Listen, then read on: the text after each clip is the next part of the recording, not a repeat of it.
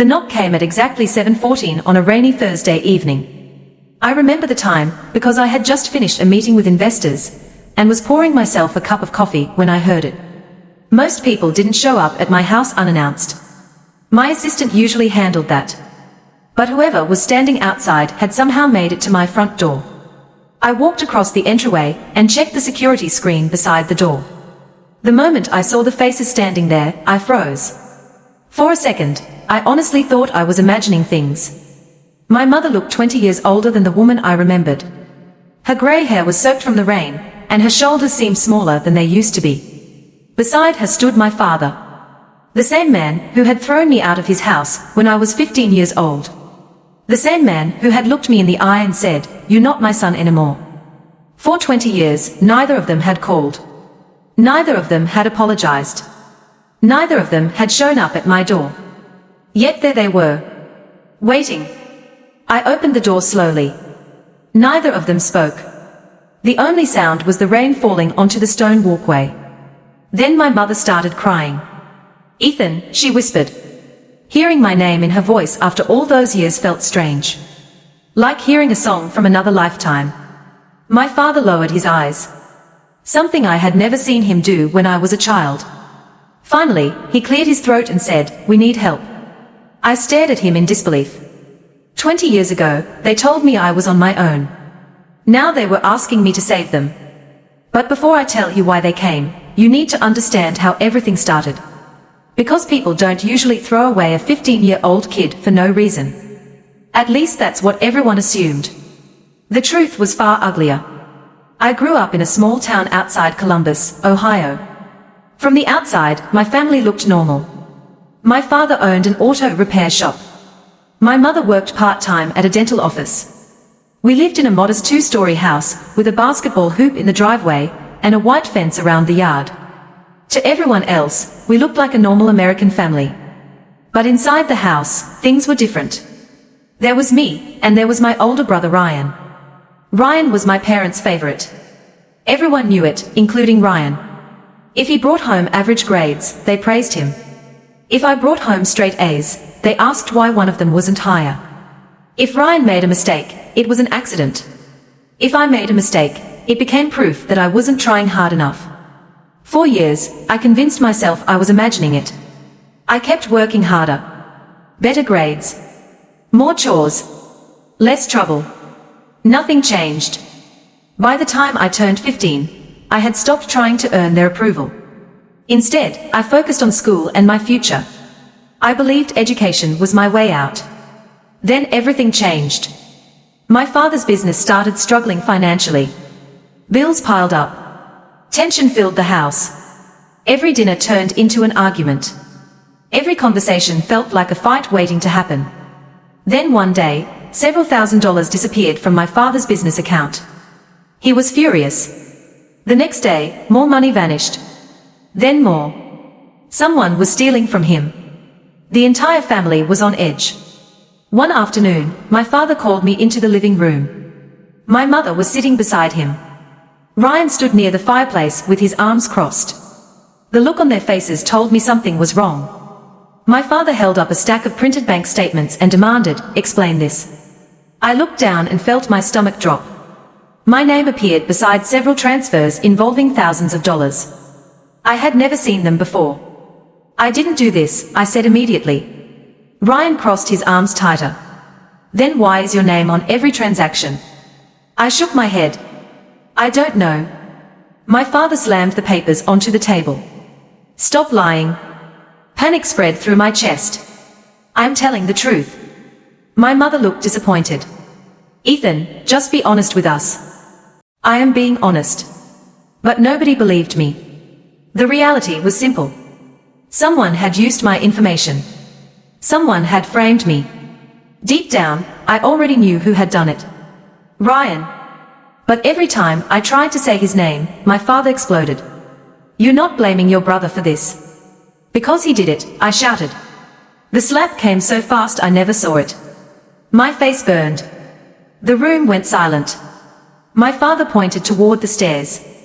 "Pack your things." I blinked. "What?" "You heard me. Dad, I didn't do anything. Pack your things and get out. At first, I thought he was bluffing.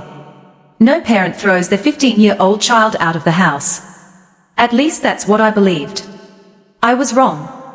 1 hour later, I stood outside carrying a backpack with everything I owned. A few clothes. Some school books. A photograph of my grandmother. $43 in cash. That was all I had. My mother never came outside. Ryan watched from the living room window with a smile on his face. My father locked the front door. Then he turned off the porch light. Just like that, I was homeless. 15 years old and completely alone. I stood there for several minutes staring at the house. Waiting for someone to come outside. Waiting for my mother to stop him. Waiting for anyone to realize they were making a mistake. Nobody came. Eventually, I started walking. I had nowhere to go. The temperature dropped as the night grew darker. By midnight, I was sitting alone on a cold park bench trying to stay awake because I was afraid of what might happen if I fell asleep. Every passing car made me nervous. Every strange noise felt dangerous. For the first time in my life, I understood what it meant to be completely on your own. I thought my life was over that night. I thought my family had destroyed my future. What I didn't know was that being thrown away would become the very thing that forced me to become stronger than any of them ever imagined. And 20 years later, when the same people who abandoned me showed up at my door begging for help, they were about to discover exactly what happens when you underestimate the child you left behind. The next 5 years were the hardest years of my life. For the first few weeks, I slept wherever I could. Some nights it was a park bench. Other nights it was a church shelter. A few times I slept in abandoned buildings because I had nowhere else to go.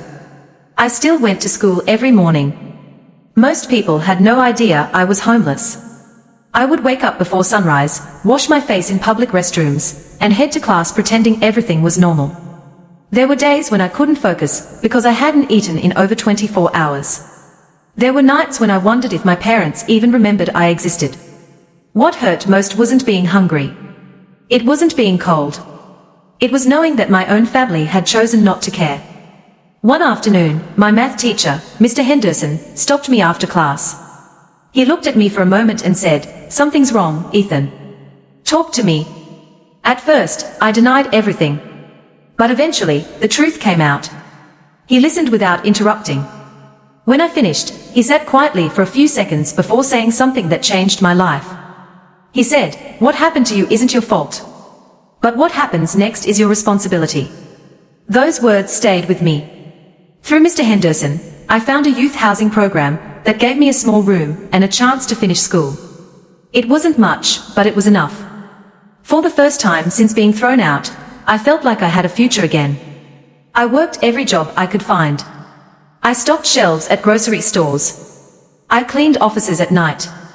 I washed dishes in restaurants. Some days I worked until 2 in the morning and still showed up to class by 8.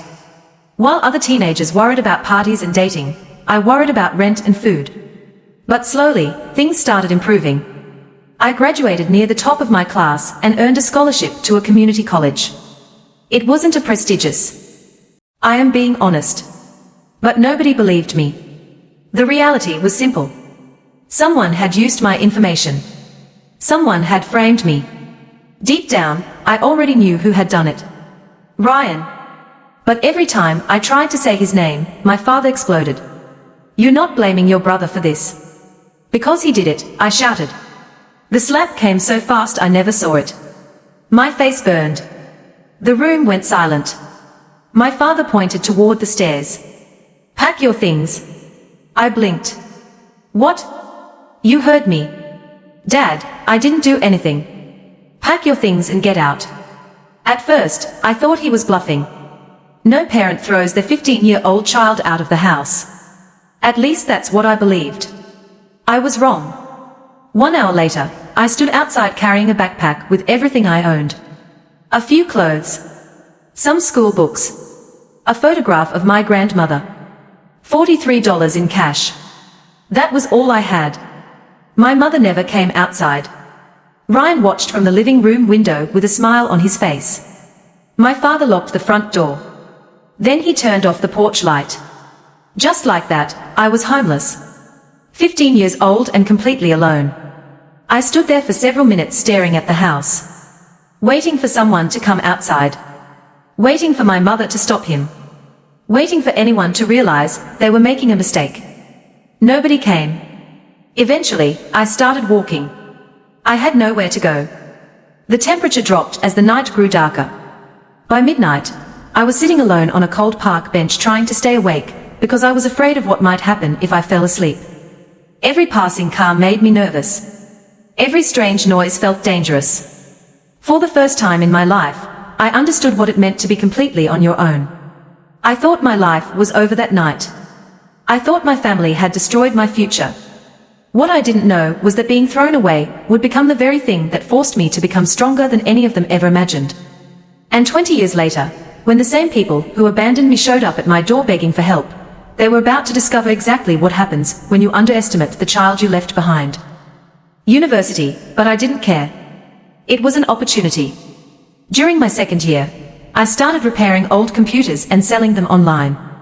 At first, it was just extra money. Then it became a business.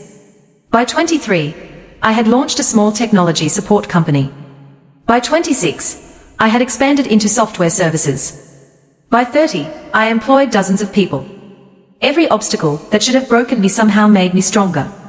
Then one afternoon, 15 years after being kicked out, I received a phone call from someone I hadn't heard from in a very long time. It was an old family friend. During our conversation, he casually mentioned something that stopped me cold.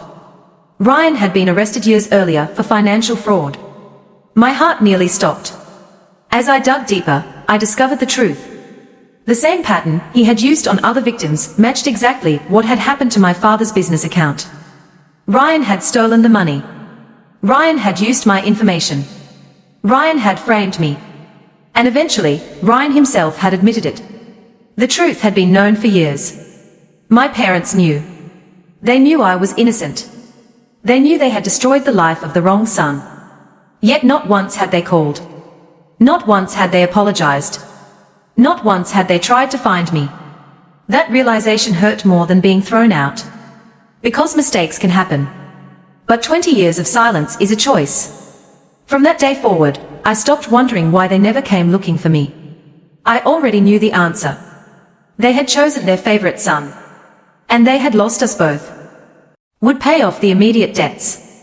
I would arrange housing and medical care. They would be safe. But things would never be the way they were before. Trust, once broken, doesn't magically return. My father nodded slowly. He understood. My mother cried even harder. Before they left, my father stopped at the door. For a moment, he looked like he wanted to say something else. Finally, he whispered, "I don't deserve this kindness." I looked at him and replied, "No. You probably don't. But I deserve peace." He lowered his head and walked away. As I watched them leave, I realized something important. Success wasn't the company I built. It wasn't the house. It wasn't the money. Success was standing there with every reason to be cruel and choosing not to be. 20 years earlier, my parents had thrown away a frightened 15-year-old boy because they thought he would never amount to anything. They were wrong. The boy they abandoned survived. The boy they abandoned built a life. And when the people who left him behind finally came begging for help, he chose compassion over revenge. Not because they earned it, but because he had become better than they ever expected him to be.